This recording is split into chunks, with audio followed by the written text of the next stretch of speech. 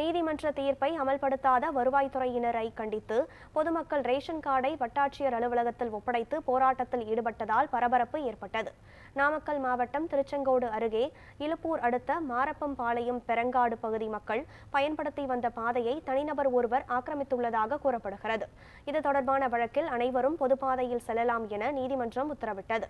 ஆனால் காவல்துறை மற்றும் வருவாய்த்துறையினர் இதனை அமல்படுத்தவில்லை என கூறப்படுகிறது. இந்நிலையில் மார்க்சிஸ்ட் கம்யூனிஸ்ட் கட்சி சார்பில் அப்பகுதி மக்கள் ரேஷன் அட்டைகளை வட்டாட்சியர் அலுவலகத்தில் ஒப்படைத்து போராட்டத்தில் ஈடுபட்டனர். ரேஷன் அட்டைகளை திரும்ப கொடுத்த வட்டாட்சியர் இது தொடர்பாக காவல்துறைக்கு கடிதம் எழுதுவதாக கூறியதை அடுத்து போராட்டம் விலக்கிக் கொள்ளப்பட்டது.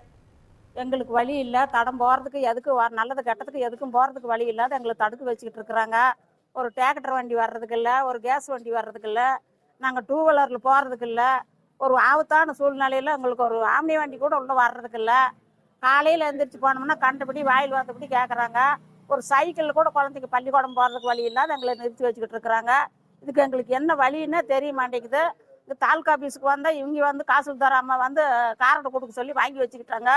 எங்கள் பேச்சு எங்கே போனாலும் எங்கேயும் எடுக்க மாட்டேங்கிறாங்க.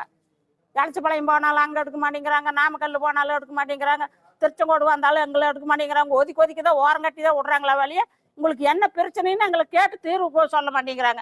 நாங்கள் என்ன வழி பண்ணுறது இதுக்கு நீங்களே பார்த்து சொல்லுங்க. திருச்செங்கோடு பக்கத்தில் இலுப்புலி கிராமம் மாரப்பம்பாளையங்கிற ஊர்.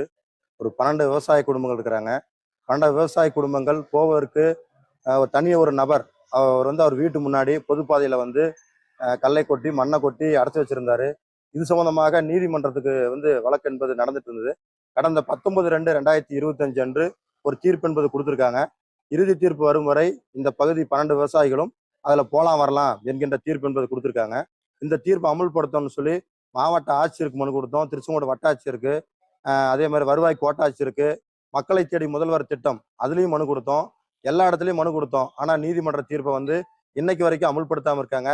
இப்போ வந்து இந்த திருச்செங்கோடு வட்டாட்சியர்கிட்ட இந்த நடவடிக்கை எடுக்காதனால ரேஷன் கார்டை ஒப்படைப்பது என்கிற அடிப்படையில் ஊர் மக்கள் நாங்கள்லாம் வந்தோம்.